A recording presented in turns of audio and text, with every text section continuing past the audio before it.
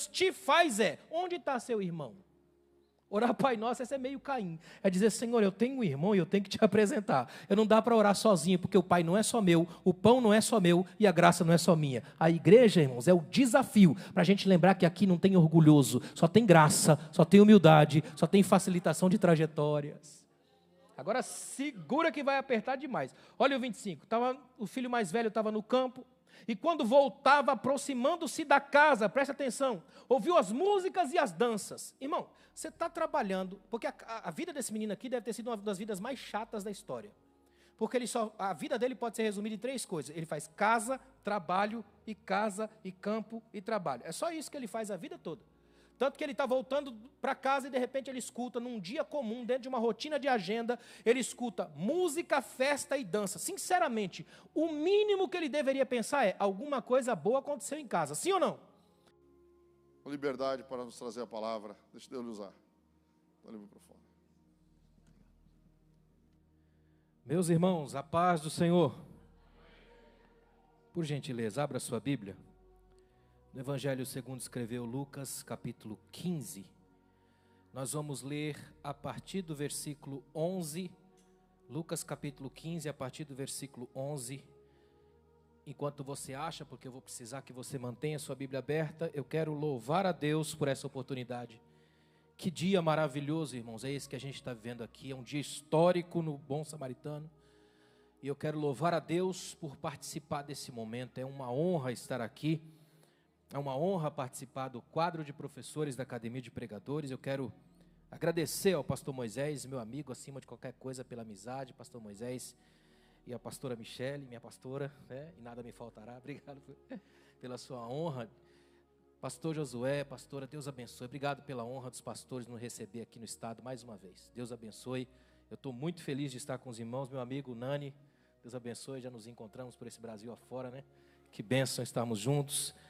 É bom a gente vir várias vezes, porque vai criando laços, vínculos. Tenho amigos aqui entre os irmãos.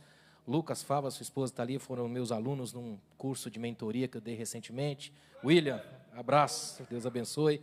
Os irmãos do Bom Samaritano, que bênção, meus amigos. Que bom, estamos juntos. Vou pedir um favor aos irmãos. Eu sei que a gente cansa, né? Já está tarde aqui, mas eu vou fazer uma coisa diferente aqui. O pastor Moisés me disse que eu abriria, no caso, a conferência junto com o pastor Josué, que é uma grande honra, falando sobre a indigesta doutrina do pecado. Falar sobre a doutrina do pecado em 1 hora é já um pecado em si, né? Porque é praticamente impossível. Então, o que eu quero fazer aqui hoje, se os irmãos me permitirem, nessa rápida aula, eu prometo não cansar os irmãos. Nós vamos pegar esse texto que você já viu aí, Lucas 15, a partir do versículo 11. À medida que eu for lendo, eu vou falando e vocês vão identificando junto comigo aí, a gente vai vendo ao longo desse tempo o que o pecado faz, onde ele se apresenta, como ele destrói vidas e o que Jesus faz para resgatar a gente do pecado. Amém, irmãos?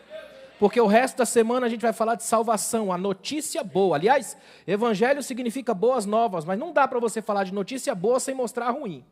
E coube a mim apresentar ruim para vocês. Ainda bem que Deus vai trazer para a gente o lado bom da coisa o tempo todo. Amém, irmãos? Você está aí, está acordado, está feliz? Acharam o texto? Acharam? Lucas capítulo 15, a partir do versículo 11, é uma palavra do próprio Jesus, então para nós não tem erro. É o Cristo quem fala, e ele está colocando aqui de um modo muito prático para lidar com um grupo da época terrível que ainda existe entre nós e que configura um pecado mortal, que são os fariseus. Até hoje eles estão entre nós. Até hoje é difícil para a gente lidar com o farisaísmo que nos habita. Porque o problema de muita gente é não compreender que o pecado distorce a capacidade de amar. A palavra pecado tem um sentido de errar alvo, de distorção, de uma coisa que te tira da realidade, da retidão, daquilo que é o que Deus espera da gente. Portanto, o pecado habita em quem finge bem. Porque finge uma retidão, mas vive em estado de tortuosidade. Agora vamos para o texto. Olha o que diz o texto. São palavras do próprio Jesus. Disse-lhe Jesus, certo homem tinha 2 filhos. Irmãos, 2 é o princípio de qualquer multidão. 2 já é o princípio de toda uma base de comunhão. Onde tem 2 já dá para dar um aperto de mão. Se tem 2 já dá para dar um abraço. Se tem 2 tem batismo. Se tem 2 ou 3, Jesus está no meio. Se tem 2 já dá para ter ceia. Se tem 2 já dá para dar um abraço. É ou não é? Isso é tudo coisa boa. Só que aí que entra o pecado e o pecado distorce relações. Então onde tem 2 já dá para dar um problema, já dá para dar um estrangulamento, já tem crise, rede de fofoca, intriga. Porque onde o pecado chega, ele estabelece rupturas, ele afasta, ele tira, bestializa, desumaniza. O fracasso maior que o pecado produz e promove em nós é o afastamento da glória de Deus. É por isso que Davi, no Salmo 51, depois que peca, ele vai dizer: não retires de mim o teu Espírito Santo, nem me lances fora da tua presença. Aqui hoje, a nossa maior alegria é saber que se sentimos a presença de Deus, e nós sentimos aqui isso, é sinal que apesar do pecado que em nós habita, onde abundou o pecado, superabundou a graça. E é por isso que essa relação pode ser consertada para a glória de Deus. Olha o que diz o texto. Certo homem tinha 2 filhos.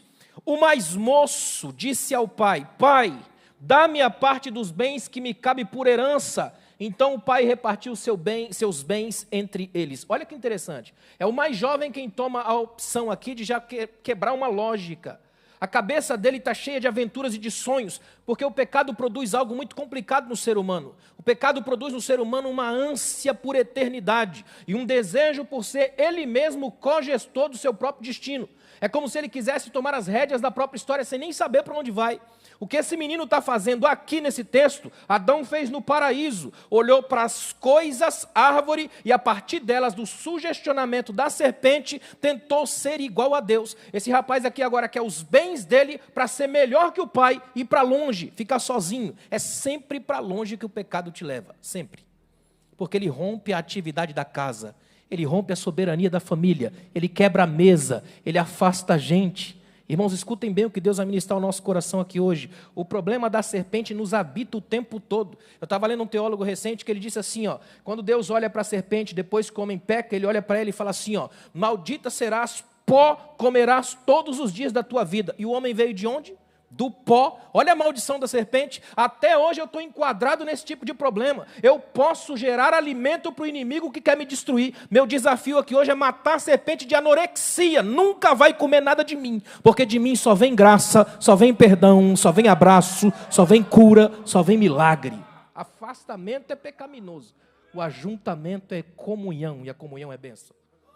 O rapaz chega e diz para o pai: eu vou para longe. Eu só quero a minha parte. Só que na cultura da época, nunca se discutia questões de herança enquanto o pai estivesse vivo. Era uma coisa profundamente anticultural, devastadora. Então, escutem bem o que eu vou dizer. Na concepção desse texto, deixa eu colocar o relógio aqui para não me perder. Na concepção desse texto aí, ó, o que o pai ouviu foi devastador, porque o pai não escutou um filho que chega mais novo e diz assim: pai, eu preciso de dinheiro, eu quero o meu dinheiro. Isso até pode ocorrer hoje.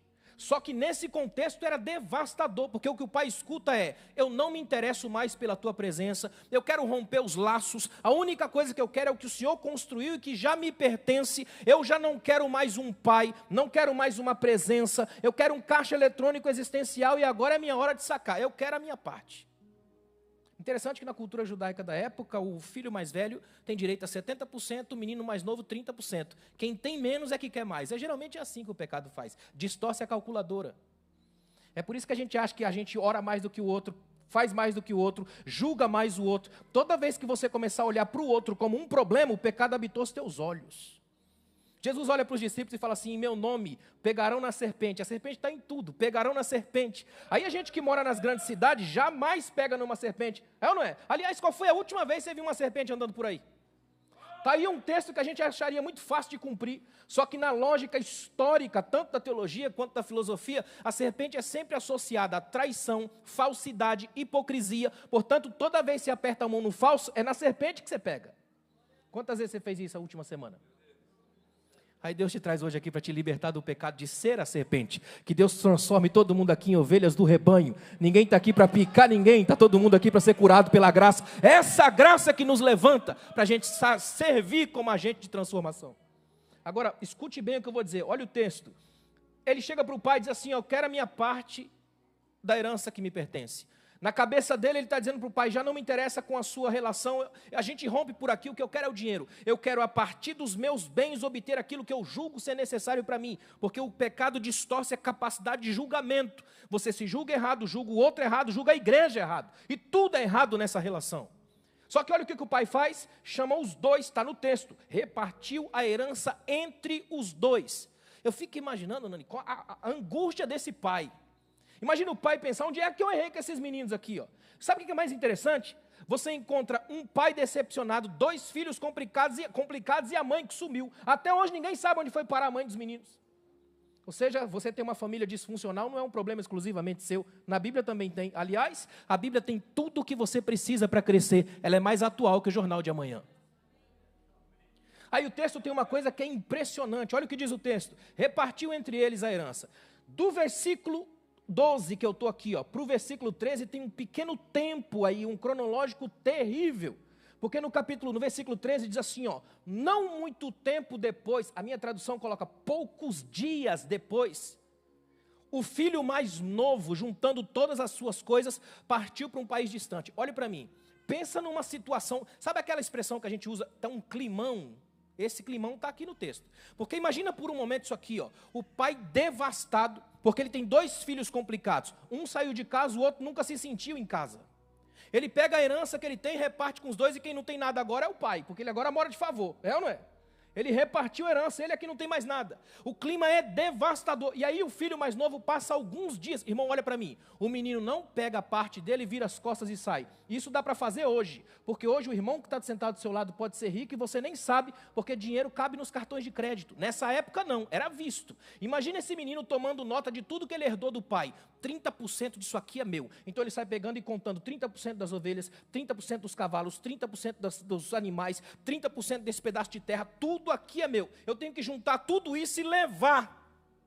Ou seja, quando ele sai da fazenda, guarde essa imagem que eu volto nela no final. Quando ele sai da fazenda, abrem-se as porteiras, ele some na estrada com 30%. Ele fatiou a casa do pai. E ele sai com 30% daquilo lá, levantando a poeira na estrada até sumir no horizonte.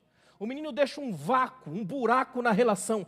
30% da casa foi fatiada, arrancada e levada. Ele antecipa a morte do pai e se estabelece como dono da própria vida. O pecado faz isso. Você fatia a igreja porque acha que ela é sua. Você destrói pessoas porque acha que você pode. Você fala mal e nem sente. Você julga as pessoas e acha que é por isso mesmo. E esquece do que Deus falou para Samuel. Samuel, o homem olha o que está diante dos olhos. Mas eu vejo o coração. Você está entendendo o que Deus está te falando? O pecado distorce a capacidade de enxergar. Escute uma coisa aqui, olha o que diz o texto. Não muito tempo depois, eu fico imaginando a cena. Imagina como é que é tomar café nessa casa de manhã. Imagina olhar para esse menino na mesa, o irmão deve estar com ódio mortal dele. O pai olha para ele e sente, o que eu fiz para esse menino que ele não me reconhece como pai? E agora esse menino só sai, tudo na cabeça dele é contar, é dinheiro. Ele quer os bens, ele quer as coisas, ele já não quer o pai. Então ele resolve sair. Aí o texto diz, olha o que diz o versículo 13. Juntando as suas coisas, partiu para uma terra distante e lá desperdiçou seus bens, vivendo de modo irresponsável. Ele está naquela lógica bíblica de quem comigo não ajunta, espalha. Está torrando dinheiro, está gastando tudo. E é fácil, escute uma coisa aqui, o pecado, além de distorcer suas relações, ele joga você como um imã existencial de outros pecadores. É por isso que na Bíblia pecado sempre aparece com um monte de gente no plural. Caminho dos pecadores, roda dos escarnecedores. Quando você começa a ser enrolado pelo pecado, um monte de gente chega junto. E tudo da mesma laia. Pecador nunca chega para ajudar outro. Pecador só chega para empurrar no abismo. Porque um abismo chama outro abismo. Pecador nunca chega para te dar um abraço, a não ser que seja para empurrar a faca até o final. O pecador nunca chega para glorificar a Deus porque você cantou. Ele só vai dizer que você desafinou.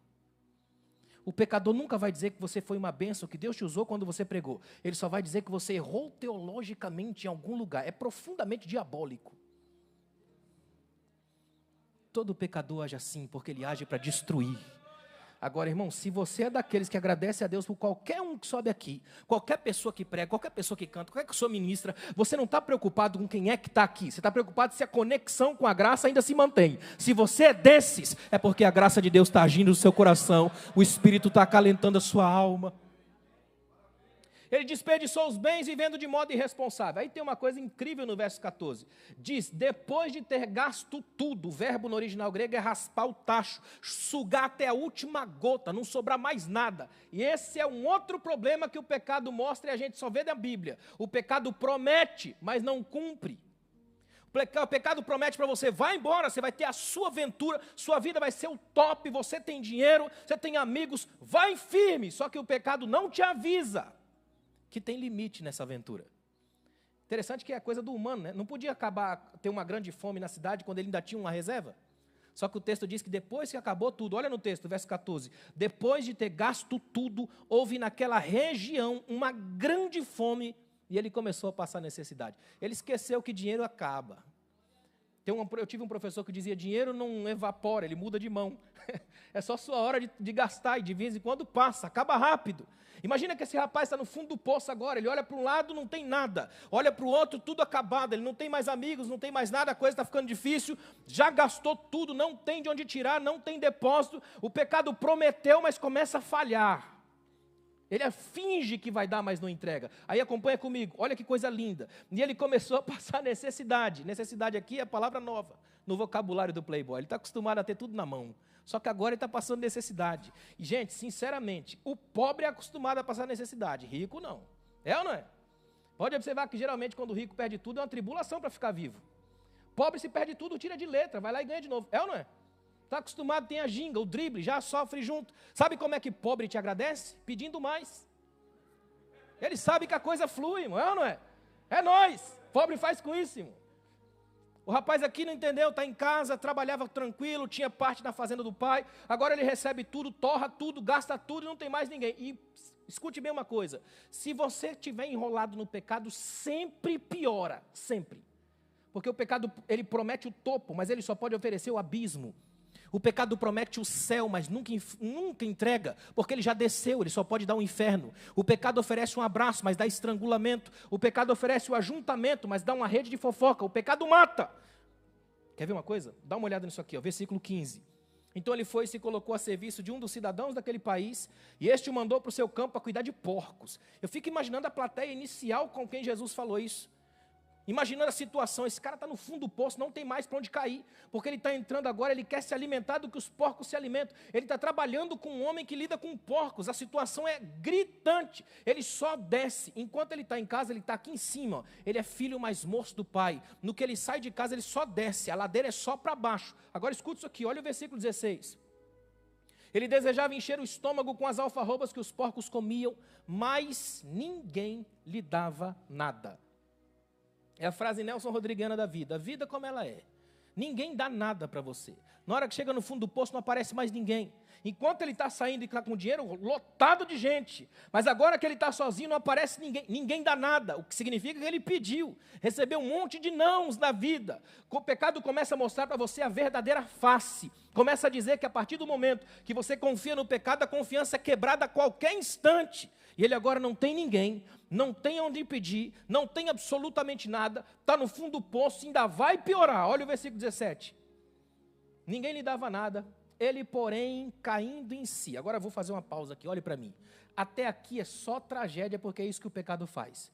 O pecado distorce a capacidade de amar, distorce a capacidade relacional, ele afasta a gente de Deus, do outro e da gente mesmo, ele nos faz nos perdermos de nós. Talvez a grande rebelião que o pecado causa é um afastamento de mim mesmo. Eu me olho em perspectiva e começo a achar que eu não presto. Daí eu quero comer o que os porcos comem, porque é desumanização, é descer no nível mais complicado. Eu não tenho mesa com humanos, então eu cerco a mesa com os porcos. Só que aí dá uma olhada nisso aqui, ó, versículo 17. Ele, porém, caindo em si. As pessoas dizem que quando você estiver no fundo do poço, não tem mais para onde cair. Tem sim. É quando você cai em si. É o único lugar que você cai e fica em pé. Porque no dia que você cai em si, é porque você sai para fora de si, êxtase, e entra dentro de si e começa a perceber, tem um caminho de volta. Irmãos, que coisa maravilhosa. Mesmo que o pecado surge todas as tentativas, mesmo que o pecado desumanize completamente, ainda que o pecado distorça toda a nossa trajetória, tem uma hora em que a mão de Deus alcança a gente e leva a gente para dentro da gente. E é a única vez em que Deus nos põe de pé e redireciona. Vai para casa, porque você tem pai. que eu vou te mostrar daqui para frente é uma introdução do resto da semana. Salvação. Olha só o que diz, prepare o seu coração, olha o 17. Ele, porém, caindo em si, disse: quantos empregados de meu pai têm abundância de pão e eu aqui passando fome? Sabe o que me encanta nesse texto? Esse texto para mim é emocionante, irmãos. A primeira coisa que acontece com o rapaz quando ele cai em si é ativar um gatilho de memória. Ele pensa: na casa do meu pai eu tinha tudo, eu não percebi. O pecado embotou os sentidos e a visão. Eu estava lá. Interessante que ele não, na lembrança, ele nem lembra da casa, da mesa. Ele lembra da senzala, do lugar dos escravos. É incrível, ele está dizendo assim, ó: até quem não era filho comia bem, eu que era filho achava que não tinha. Eu vou dar uma palavra aqui que eu acredito que seja profética para as nossas vidas aqui. O que Deus quer da gente é que a gente viva uma experiência comunitária e cristã tão abençoadora, tão transformadora, que se alguém desviar aqui, ó, pode ir longe. Mas no dia que voltar, vai voltar pela lembrança. Eu tenho que voltar para lá, porque lá tem gente que me abraça, lá tem gente que me ama, lá tem gente que me recebe, lá tem gente que vai olhar nos meus olhos e vai me confrontar, mas vai me curar. Lá eu volto, porque lá eu tenho casa, lá eu tenho pai. Quanta gente que afasta das igrejas não consegue voltar porque não consegue lembrar de nada que é bom na convivência. Lembra de apenas uma rede de fofocas, lembra de um desfile de moda ridículo, lembra de gente com o dedo em riste o tempo todo, julgando tudo e todos a todo momento. É um negócio muito complicado isso. Se tem uma notícia que eu poderia dar tranquilamente aqui essa noite, é que todos nós somos pecadores, sim ou não? Vocês sabiam que Jesus tinha uma coleção? Sabe esse negócio de coleção de chave, moeda, essa coisa? Jesus tinha uma, pecadores. Ele andou aqui e arrumou 12. E o número aumentou, porque só o tanto que a gente tem aqui hoje, ou você achou que não era? A gente faz parte do mesmo pacote, somos todos pecadores, o pecado atingiu todo mundo, mas graças a Deus, por sua misericórdia que veio e nos atingiu, e nos alcançou, e nos libertou. É por Ele que a gente está aqui. Olha que coisa tremenda, eu estou no versículo 17. Aí no versículo 18 ele fala: eu vou me levantar. Eu acho incrível isso aqui, ó. Esse menino tem um detalhe que é muito bom nele. Quando é para errar, erra, mas quando é para acertar, acerta. Ele não fica embaçando, ele acerta. Ele diz: eu vou me levantar. Agora presta atenção no que eu vou te dizer aqui, porque é transformador. Ele não diz: vou voltar para casa. Não tem isso no texto. Ele não diz assim: eu vou me levantar e vou voltar para minha casa, porque lá na minha casa tem minha cama, tem minha vida, tem minha família. Não, olha o que ele diz: vou me levantar, verso 18, irei até meu pai. Irmãos, esse pai conseguiu colocar uma coisa no coração do seu filho. Esse não é o pai que diz assim, ó: se sair por aquela porta, nunca mais volte, você não tem mais pai. Esse aqui não é o pai que mata recomeços. Esse aqui não é o pai que detona sonhos. Esse aqui é o pai que permite a experiência do filho, porque sabe que a vida ensina coisas que pais não podem ensinar. Esse pai está dizendo para o filho assim, ó: se você for longe, saiba, não interessa como, volta para mim, você tem pai. Você só está aqui hoje porque um dia você pôde voltar. Seu pai estava na estrada da vida e chamou você: volta, porque eu sou teu pai. Volta, porque eu sou teu pai.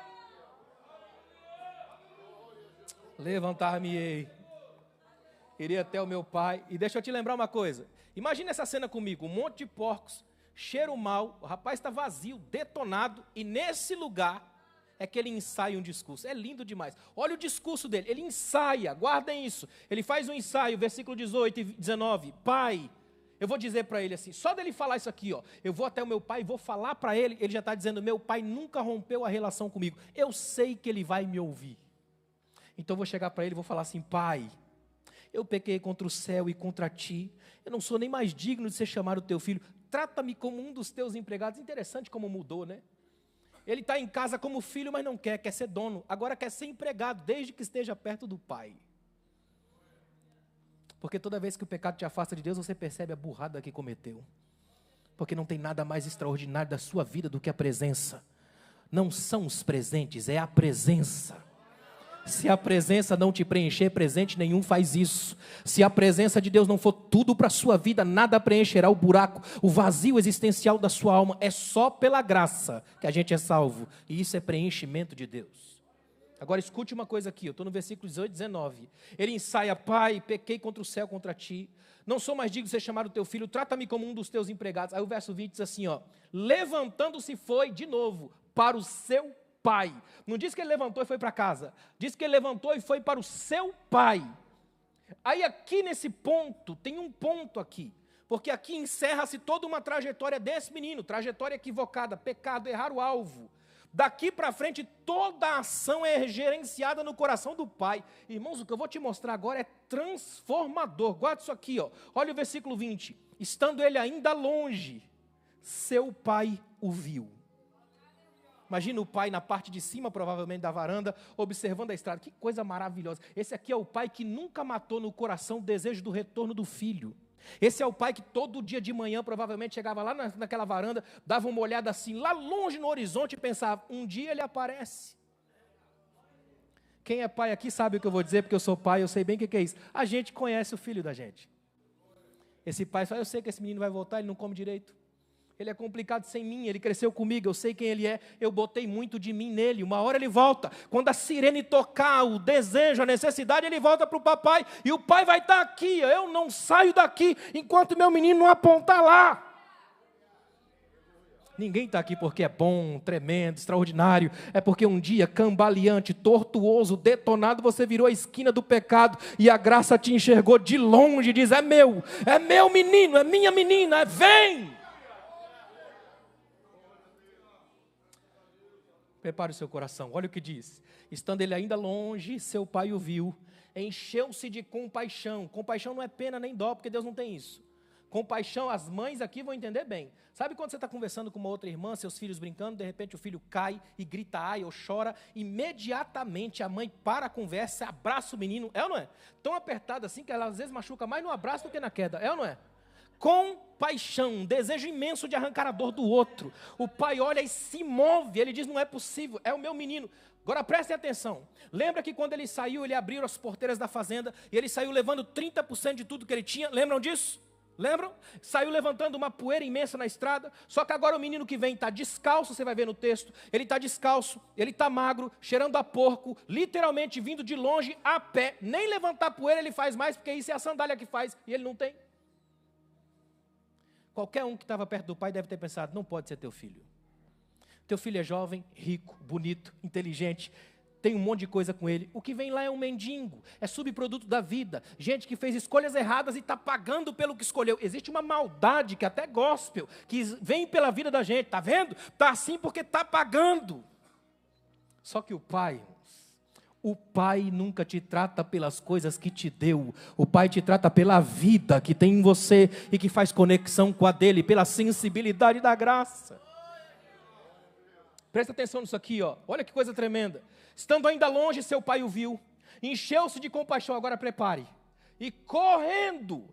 O missionário Stanley Johnson, quando estava contando essa parábola para um grupo de pessoas numa região próxima dessa, ele conta no seu livro que quando ele disse que o pai correu, as pessoas se assustaram a ponto de botar a mão na boca, e ele não sabia por quê, perguntou para o seu tradutor, o tradutor disse, é porque eles estão de uma cultura muito próxima dessa, e nessa cultura, um homem com dinheiro, com posição, dono de terras, nunca corre, pastor, porque correr é escândalo, é coisa de menino, o homem não pode fazer isso, é isso que está escrito, o pastor disse, é isso que está escrito, diz que quando ele viu o filho, ele correu. Aí o pastor entendeu. O que o pai fez foi uma leitura sagrada. Meu filho está vindo em escândalo, detonado, o prato predileto da inveja, da mentira, da mídia. Só que como ele está vindo em escândalo, o que eu faço? Eu desço correndo. Porque quando eu começar a correr, meu escândalo é maior do que o dele. Então vão falar de mim, não dele. Polêmica nova vem demais. O escândalo do pai na rua cobriu o pecado do filho. O que o pai fez na rua, Jesus fez na cruz. E você está aqui hoje porque ele cobriu o seu escândalo. A graça cobre. A graça cobre os seus pecados. Multidões de pecados. A graça faz isso. É uma coisa maravilhosa. Tem uma coisa nesse texto que é emocionante demais para mim. Diz que o pai correndo lançou-se ao pescoço e o beijou. Escute uma coisa aqui, ó. Nesse texto, Deus produziu uma das mais incríveis inversões da história da teologia em todos os tempos.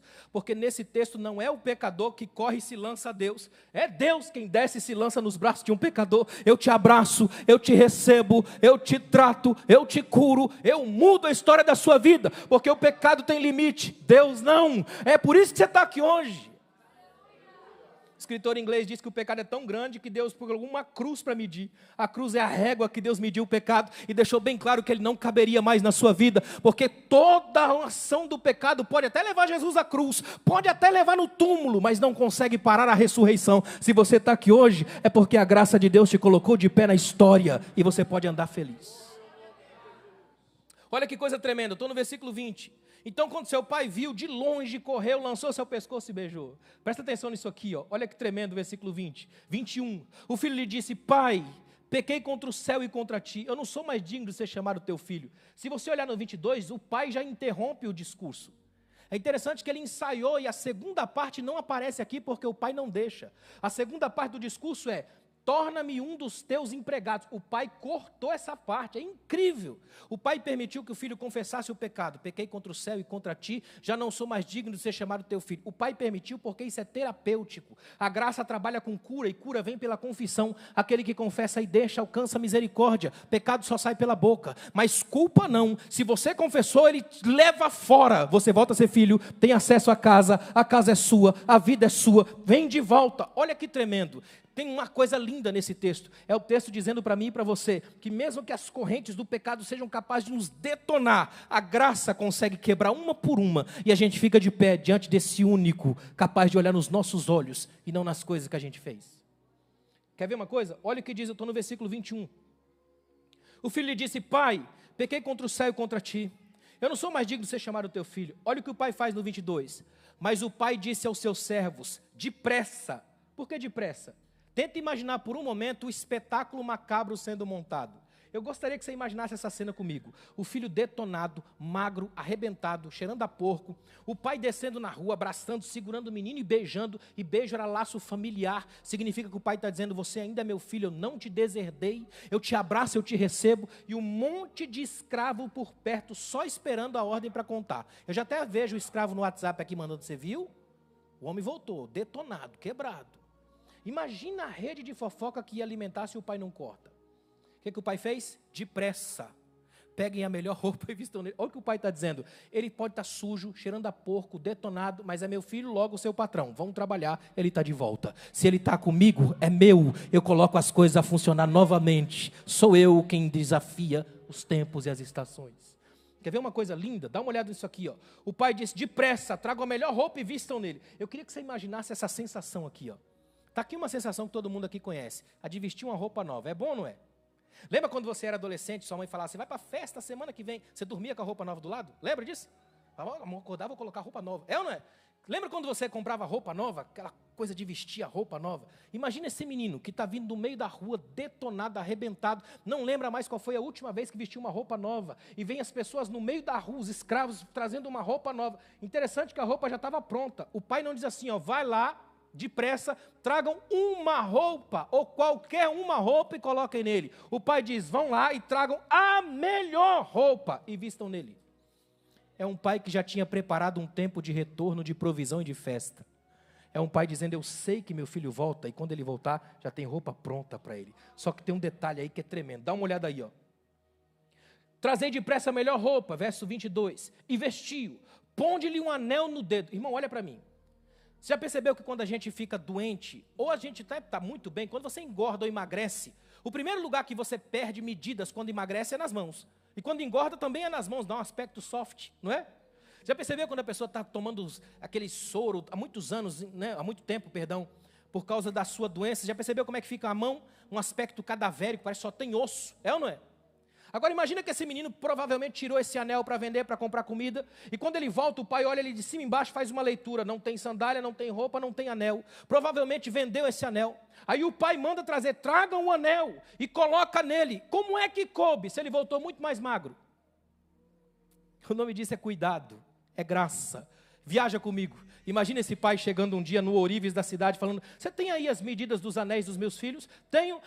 Eu queria fazer uma coisa com você. Eu sei que meu filho mais novo viajou para longe e ele vai voltar. E quando ele voltar, eu sei que ele é um menino meio desleixado, não come direito. Ele vai voltar magrinho, que eu conheço ele. Vamos fazer um anel para dar de presente para ele. Faz uma medida menor que eu quero colocar no dedo dele quando ele voltar. Agora imagina que esse menino vem com a mão trêmula, toda suja. O pai coloca o anel e dá direitinho. Sabe o que o menino entendeu? Meu meu pai não desistiu de mim, ele insiste em mim, ele aposta em mim, ele conhece as minhas medidas, ele sabe cada uma das medidas que eu tenho, meu pai me conhece. Se o pecado te afasta, a graça te traz de volta. Você quer ver uma coisa tremenda? Dá uma olhada no versículo 22, ó. E sandálias nos pés. Essa é uma cena curiosa, porque só os escravos andavam descalços. Imagina um escravo vindo com uma sandália doido para calçar e ele coloca nos pés mais sujos que ele já viu na vida. Só que é pés de filho. Então ele tem que calçar. Imagina um menino agora novo, roupa nova, sandália novo, anel novo. Por que o pai faz isso no meio da rua? Muita gente pensa, mas pastor, não deu tempo de entrar em casa. O pai faz no meio da rua porque o pai quer devolver ao filho dignidade. Sabe o que o pai está fazendo? Ele não quer que o menino entre em casa trazendo resquícios do pecado e da destruição da vida. Ele quer que o menino entre em casa do jeito que saiu. Se ele saiu novo, ele vai entrar novo, porque ele tem pai em curta distância, encontra na rua, certa história e volta para casa. Quando o menino só queria os bens, perdeu tudo. Quando ele só queria o pai, ganhou tudo de novo. Porque onde a graça de Deus se estabelece, a restituição é completa. Porque Deus te põe de pé e cuida das suas feridas. Quer ver uma coisa maravilhosa? Dá uma olhada no verso 23. Trazei depressa o melhor bezerro, matai-o, comamos e alegremos. Ainda faz uma festa. E é uma festa que, o melhor dessa festa é que ela é completamente fora de agenda. Não tem nada de espetacular, não é feriado, não é aniversário do rapaz. Imagina que você está na fazenda vizinha, de repente chega lá um empregado da outra fazenda e diz, o meu senhor está dando uma baita de uma festa, chamou você com a família inteira, bora para lá. Todo mundo vai para a festa. Você já foi numa festa sem ser convidado? Ou está numa festa que você não conhece ninguém? Imagina. Todo mundo naquela festa, aquela coisa, ninguém sabe direito por que é aquela festa, mas está lá todo mundo na festa ouvindo música, dança. De repente eu tenho certeza que o pai deve ter subido em alguma coisa mais alta, feito algum sinal. Todo mundo para, olha todo mundo para o pai e diz, lembra que meu filho saiu da casa? Provavelmente deve ter falado muito daquele menino. Ele voltou, quando o pai faz o sinal e o filho aparece. Imagina a multidão dizendo, uau. O cara voltou mais magro, mais bonito, agora já deu tempo de tomar banho, ele está ajeitado, arrumado, ele tem um anel novo, ele tem sandália nova, o povo olha de cima e embaixo, sabe o que o povo começa a falar? Ele venceu, deu certo, o cara conseguiu, olha que incrível, ele voltou melhor, por quê? Porque ele tem um pai que apresenta ele do jeito que ele saiu, não do jeito que ele chegou, porque o pecado quebra a sua imagem, mas o pai restaura completo, tanto para você, quanto para os outros, quanto para a sociedade, é esse pai que a gente está falando aqui. Sabe o que é incrível? O versículo 25 diz que o versículo 24 diz assim, porque se meu filho estava morto e reviveu, havia se perdido e foi achado, e começaram a se alegrar. Olha que coisa tremenda. Esse menino aqui estava morto e reviveu. Ou seja, é o pai dizendo, o meu amor foi capaz de dar vida para esse meu filho que estava morto. A lógica do texto é, o pecado até traz você perto da sepultura, mas não consegue te jogar lá, porque enquanto você estiver perto da graça, ela devolve vida e vida em abundância. Ela põe de pé, ela restaura os caminhos, ela acerta a vida da gente. E eu queria muito que a gente terminasse por aqui, só que para ser honesto com o texto, eu não posso. E aí é que aperta a situação. Ou seja, não dá nem para pedir para os diáconos fecharem as portas, porque está aberto aqui, né? Mas dá para você segurar na cadeira só mais um minuto. Porque olha o que diz o versículo 25. O filho mais velho estava no campo. Interessante que é no campo que geralmente alguém está na Bíblia quando peca. Caim, por exemplo, estava no campo quando resolveu matar seu irmão, não é? Você quer ver uma coisa tremenda? A Bíblia diz, quando os discípulos pediram para Jesus, ensina-nos a orar. Jesus ensinou eles a orarem o Pai Nosso. Se você diz Pai Nosso, logicamente significa que você não está sozinho, senão era Pai meu. Quando você diz Pai Nosso, já inclui alguém perto de você. Toda vez que você ora Pai Nosso, a pergunta que Deus te faz é, onde está seu irmão? Orar Pai Nosso, esse é meio Caim. É dizer, Senhor, eu tenho um irmão e eu tenho que te apresentar. Eu não dá para orar sozinho, porque o Pai não é só meu, o pão não é só meu e a graça não é só minha. A igreja, irmãos, é o desafio para a gente lembrar que aqui não tem orgulhoso, só tem graça, só tem humildade, só tem facilitação de trajetórias. Agora segura que vai apertar demais. Olha o 25, o filho mais velho estava no campo, e quando voltava, aproximando-se da casa, presta atenção, ouviu as músicas e as danças. Irmão, você está trabalhando, porque a vida desse menino aqui deve ter sido uma das vidas mais chatas da história. Porque a vida dele pode ser resumida em 3 coisas. Ele faz casa, e campo e trabalho. É só isso que ele faz a vida toda. Tanto que ele está voltando para casa e de repente ele escuta, num dia comum, dentro de uma rotina de agenda, ele escuta música, festa e dança. Sinceramente, o mínimo que ele deveria pensar é, alguma coisa boa aconteceu em casa, sim ou não? É um dia normal, um dia comum, não é festa normal. Está acontecendo música e dança, ele escuta isso e ele raciocina errado. É interessante que esse texto mostra o pecado nas duas pontas. Naquele que quer fazer aventura demais e naquele que acha que já é dono de tudo. Presta bem atenção nisso aqui. Olha o 26. Chamando um dos servos, perguntou o que era aquilo. E este lhe respondeu: teu irmão voltou e teu pai matou o melhor bezerro, pois o recebeu são e salvo. Irmãos, essa parte do texto é evangelho puro, é tremendo. É uma notícia boa. O rapaz chega, o servo diz assim: olha, teu irmão está de volta, é uma festa na casa, o pai matou o melhor bezerro, a coisa está abençoada. Vem ver o que está acontecendo aqui. Olha o que diz o 28. Mas ele se encheu de ira e não quis entrar. Sabe qual é o grande desafio da gente aqui essa noite? É a gente se alegrar quando a festa não é feita para a gente. Sabe qual é graça nesse texto? O que é graça nesse texto? É você ter coragem de chamar de seu irmão qualquer um que o pai chamar de filho dele. É você lembrar que aqui, agora, nosso primeiro objetivo não é que a festa seja para nós tudo o tempo todo, mas que qualquer um que Deus levantar aqui, ó, a gente faça a festa do aplauso, a festa da alegria, de poder dizer: eu estou feliz porque Deus está levantando vidas. Porque o pecado distorce as relações, lembra disso? Olha o que diz o texto. O pai saiu e insistiu com ele. Pensa num pai fantástico. Ele já correu na rua por causa de um, agora ele sai para insistir com o outro. Esse pai parece que a festa nunca acontece para ele, porque ou ele está na rua correndo com o mais novo, ou insistindo com o mais velho. Aliás, a igreja tem a sensação que é isso que acontece todos os dias na nossa igreja. É Deus correndo com os mais novos e insistindo com os chatos, os mais velhos das igrejas. Se lá no islamismo tem xiita, no cristianismo tem chato. Às vezes tem um povo chato demais na igreja, é ou não é? Parece que nada funciona, que nada dá certo, que ninguém presta. Já viu aqueles irmãos que sentam, cruzam o braço e falam: não gostei do culto, não gostei do hino, não gostei do pregador? Quem disse que o culto é para você? Nós estamos aqui prestando culto para quem? Quem que é o dono da obra? Quem que é o dono da igreja? Quem foi que salvou você? Qual sangue correu no Calvário? Quem venceu a morte? Quem tem a chave da morte e da vida? Então, se você está aqui hoje, só agradeça. Graças a Deus, o culto não é para a gente. Dá uma olhada no 29. Ele, porém, respondeu ao pai. O versículo 29 tem um monte de pecado. Olha só. Ele respondeu ao pai: há tantos anos te sirvo e nunca desobedeci a uma ordem tua. É complexo de superioridade. Ele está dizendo: eu sou crente há muito tempo. Só eu oro aqui, só eu prego nessa igreja, só eu faço. Nem parece que tem um monte de obreiro integrado aqui. O pastor só cobra de mim. Já ouviu esse tipo de conversa? Está aí começando a identificar raízes pecaminosas? Vai vendo, olha o que diz o texto. Eu nunca desobedeci a tua ordem, mesmo assim nunca me deste um cabrito para me alegrar com os meus amigos. Pensa numa festa triste, ele com um cabrito, 3 amigos tristes, chorando porque acabaram de chegar do campo. Nem eu queria ir. Sabe o que é pior? Ele mente aqui. Escute uma coisa, o pecado sempre entra pela via da mentira, sempre. Sabe qual é a grande verdade sobre nós aqui? É que nós inventamos mentiras, essa é a grande verdade. E o texto vai mostrar isso. Porque lá no começo do texto, não sei se você se lembra, a Bíblia diz que o pai, chamando os filhos, repartiu a herança entre os 2. Só que agora ele chega e fala para o pai: pai, eu estou aqui todo esse tempo, o senhor nunca me deu um cabrito. A lógica do pai é: como não? Se eu repartir a herança entre os 2, eu dei 30% para o teu irmão, ele torrou, te dei 70%. Quem não tem nada sou eu. É o pai dizendo: como é que eu não te dei nada, meu filho?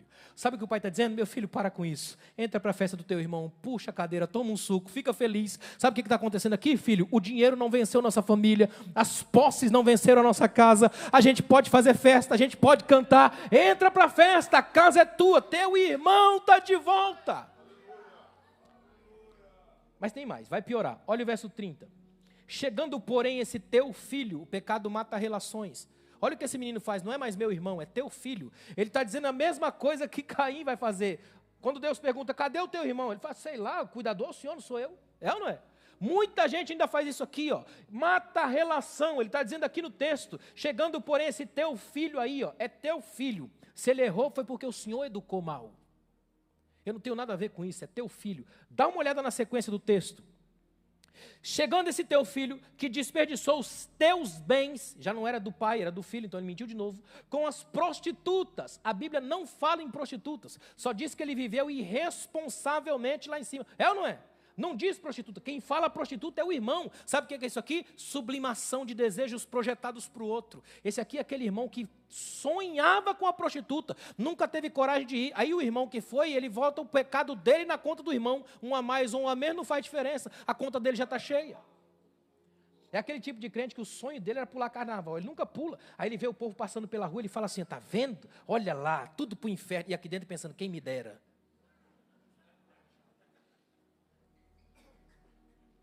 O problema do pecado, irmão, é que ele faz a gente viver só de máscaras e de aparências.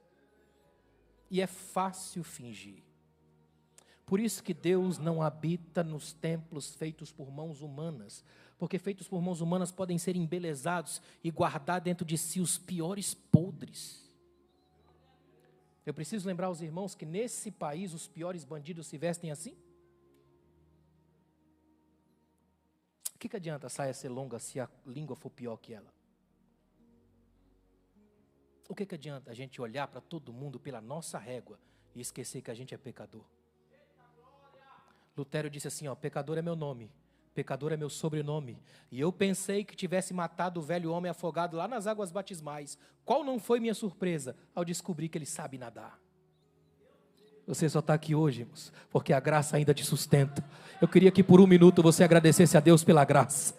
Agradeça a Deus pela graça. É pela graça sois salvos. E isso não vem de vós, é dom de Deus. É pela graça que a gente está de pé, pela graça que a gente ora. Pela graça a gente está aqui hoje rodeado por essa bênção que é estar presente nesse momento histórico. A graça faz isso. É pela graça que você canta, pela graça você prega, pela graça a gente ministra, pela graça a gente ora, pela graça Deus levanta obreiros, pela graça Deus restaura, cura, ministra, batiza. É graça, pela graça. Não é porque a gente é bom, é graça.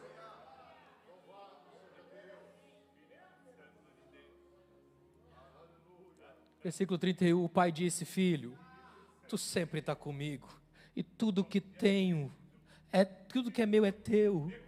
Era justo a gente festejar e nos alegrar, porque teu irmão estava morto e reviveu, havia perdido e foi achado. Sabe o que é interessante? Esse texto não é esse tipo filme de sessão da tarde que termina com um final feliz, o filho entrando abraçado com o pai, abraçando o irmão, se regozijando, e a frasezinha, e foram felizes pela frente. Não tem isso na Bíblia. A Bíblia termina com essa coisa em aberto, não dá para saber se esse menino entrou, se o pai conseguiu convencer ele. Essa cena se repete lá na cruz, onde Jesus tem um ladrão e esse entra no reino, o outro não. Sabe o que esse texto está dizendo para mim e para você? Deus sabe que não conta com 100% aqui, Portanto, o nosso desafio hoje é dizer, Senhor, comigo o Senhor pode contar. Porque ainda que eu peque, ainda que eu erre, ainda que eu me afaste, eu vou me arrepender e eu vou voltar aos teus pés. E eu vou te abraçar e eu vou suplicar, não retires de mim o teu Espírito Santo, me traz de volta. Eu preciso estar perto da tua graça. Fica de pé, por favor.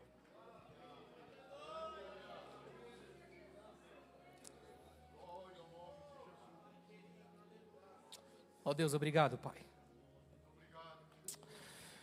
Ah, Senhor, obrigado por Tua graça. Nós somos pecadores, Pai. A Tua palavra diz que todos pecaram e carentes estão da glória de Deus.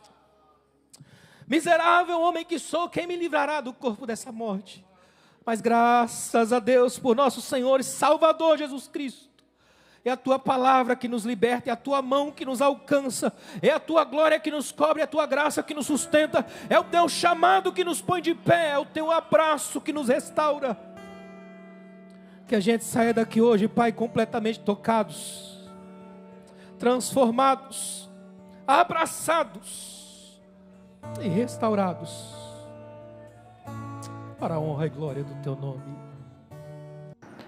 Conheça agora a Biblioteca do Pregador, a biblioteca cristã mais completa do Brasil, com mais de 10.000 sermões, enciclopédias, teologia sistemática, mais de 20 bíblias de estudo, 6 comentários bíblicos, um grupo exclusivo com mais de 9.000 livros para download. E você adquirindo hoje, você ganha um curso de homilética, a arte de pregar e um kit infantil. Clique em Saiba Mais.